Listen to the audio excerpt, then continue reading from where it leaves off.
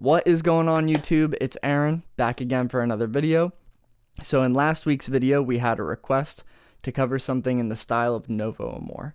So after listening a lot, I eventually landed on doing the song Anchor. I wanted to use that as a reference. I love the guitar tones. I love just the depth and evolution of the song.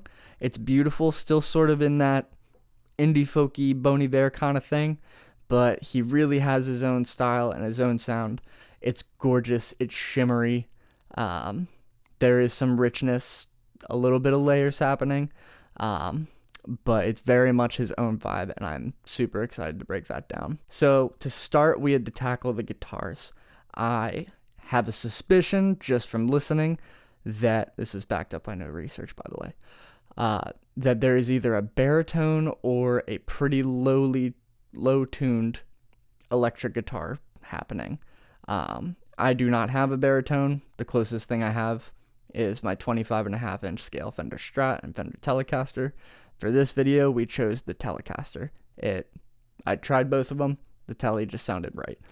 So I tuned everything down a half step just to sort of get the beginning of that vibe happening. There is a texture. It's just the beginnings of it, but it's there. And then once I got the whole song recorded through, I took all those guitar files, pitched them down 4 semitones. So from standard tuning, we're down an additional 5 semitones. And from what I was playing, that ended up bringing us into the key of A major. So then from that point, we added some slide guitars. For that, I use the Paul Reed Smith McCarty SE 594. I love this guitar. It sounds fantastic. Yeah, don't have enough great things to say. Not sponsored, I wish. But yeah, it's just an awesome guitar. I love it very much. Sounds great, looks awesome. And then from there, the drums. So I took the song sort of idea, and I, for the most part, stayed pretty true. But then ended up taking it in my own direction towards the very end. So really leaning into like an indie folk pop kind of vibe. It's really its own sort of thing, but I'm excited to see what you guys think. So tune in, let's dig in. Alrighty, so to start, we have these 2 electric guitars.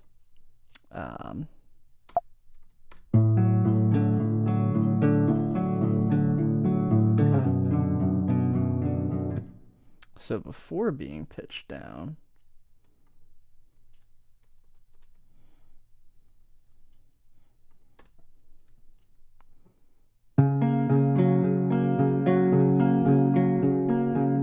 so you should be able to hear just from tuning the guitar a half step down, there's already a little bit of that string wiggly wobbly sort of sound. I wanted to accentuate that and go for a more dark and deep sort of sound. So after pitching everything down, it sounds like this. So you can really hear that. Then as we move on, that repeats itself for a big chunk of this song. But then we get into these slides.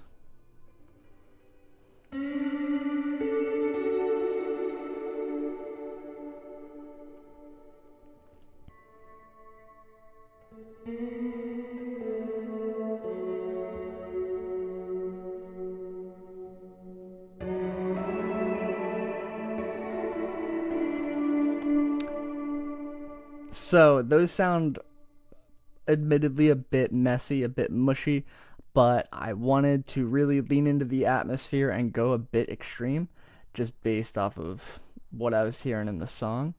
But so I started with the Tone King Imperial Mark II. Absolutely love this plugin. But so this is the preset we were working with for these tracks. I did not use this thing properly. There is a stereo setting. I routed all these into here. I actually tried it in the stereo setup. Ended up going with the mono. But yeah, so settings as shown. I did adjust the speaker microphones a tiny bit. EQ. Just took it down the 250 hertz. By default, the preset comes with that notched up a tiny bit and makes it a little clickier in the pick attack. I didn't want that. And then effects setting as shown.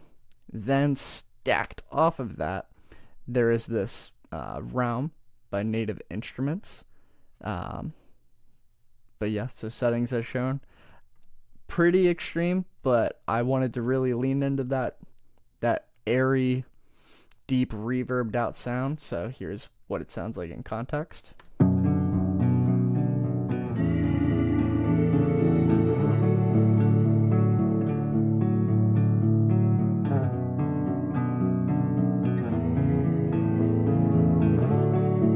Like a voice calling out from the distance. But yeah, so that's those guys. Then we have this build-up section, and the drums are Easy Drummer 3. You know I love Easy Drummer 3. Singer-songwriter kit and the paper preset. It sounds like this.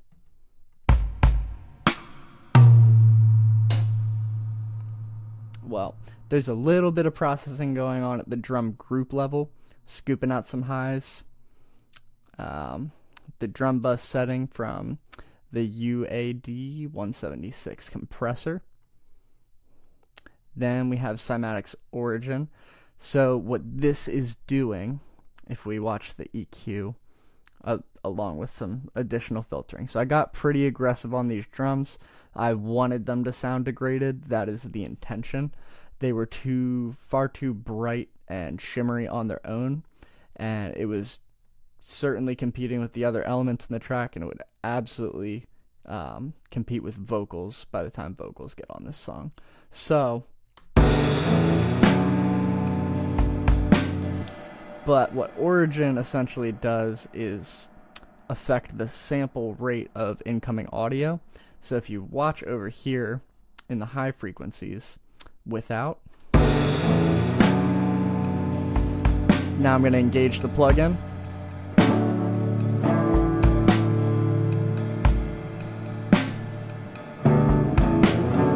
So everything is much more mellowed out. I like that sound better.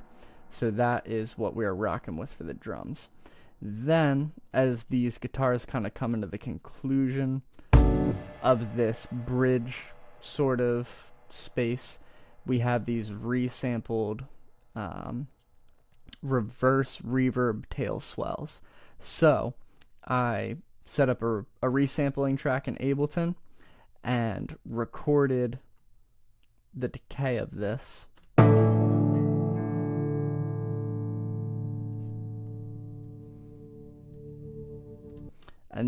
And so recorded that, resampled, and reversed it. This one is significantly pitched down. This one is pitched down as well, but that was to get them from the original key back into the key of the song. So what they sound like.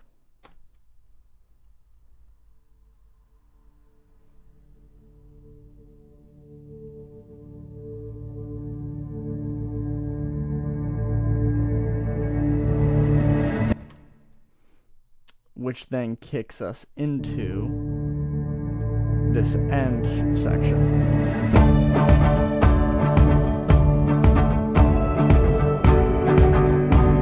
And here we have the drums layered with a stomp. So drum kick, stomp. Sounds terrible on its own. I love the way it sounds in the mix though.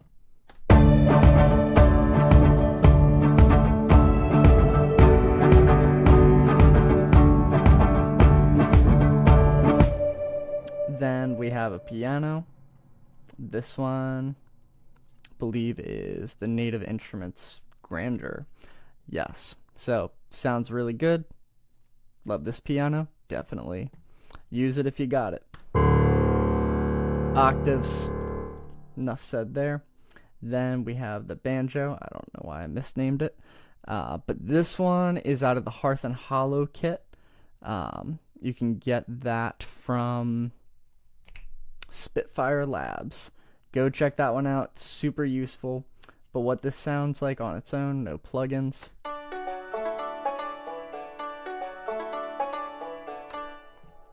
And then we have effects rack stacked on top of this guy. Mid-res slapper is the preset. It's out of the delays. And wet dry, you know, right around there. So, in context,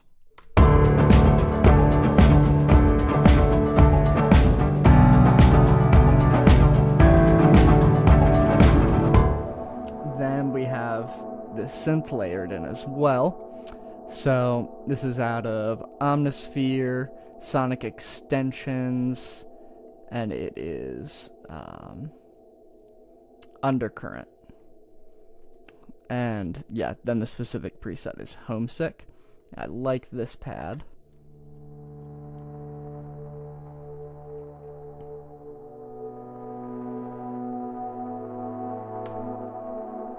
So in the context of the mix, relatively not super noticeable, but it does absolutely add to the overall atmosphere and body of the song.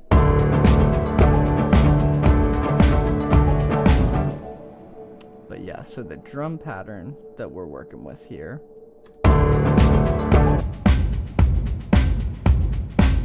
Then in the second half of this section, we have these claps layered in. Context.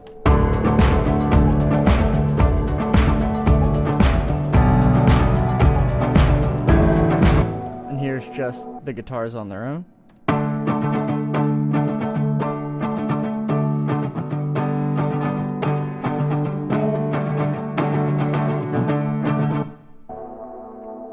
And then that takes us into the conclusion, but some distorted electric guitars that are doing a ever so slightly different version of the guitars from the bridge section.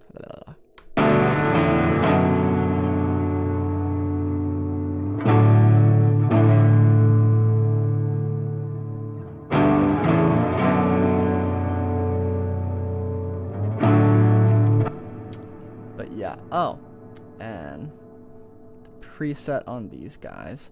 So I actually ended up going with Guitar Rig 6 for these.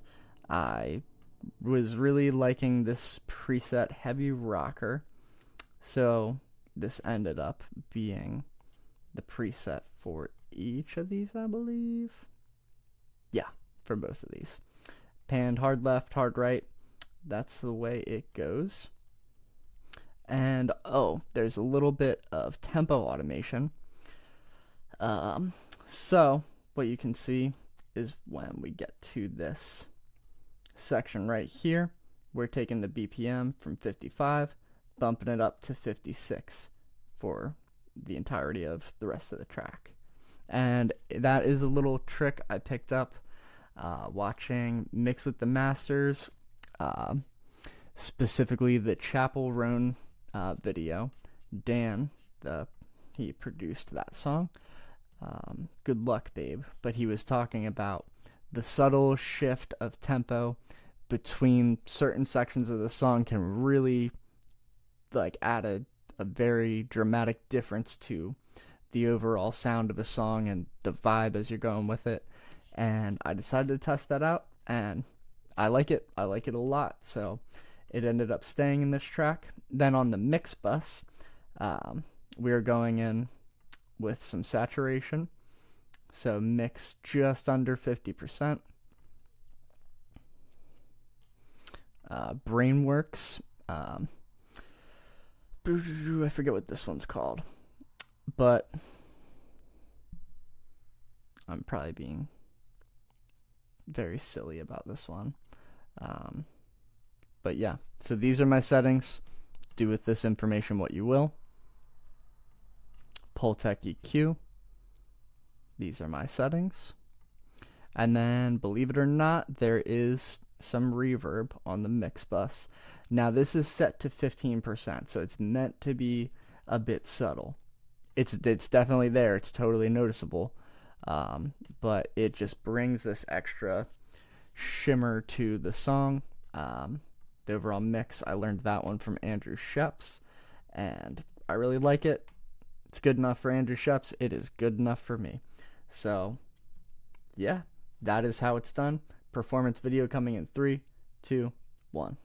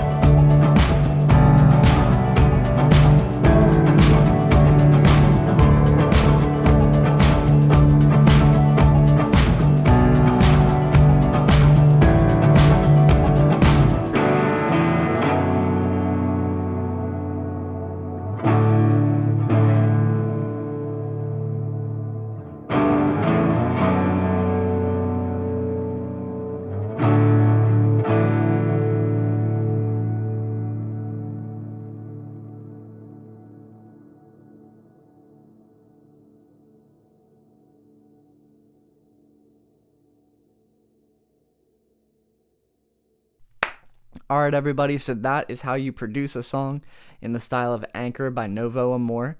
If you like what you saw in this video, please feel free to leave a comment, subscribe. I appreciate it so very much. You guys have been fantastic, and I am looking forward to bringing you guys new production tutorials. If you have questions, suggestions, whatever you'd like to see me cover next in a video, please feel free to drop that down in the comments and let me know. I'm super excited to do this. I'm going to try to stick to a weekly schedule. So stay tuned. More is going to come, and I am excited for more. Thank you.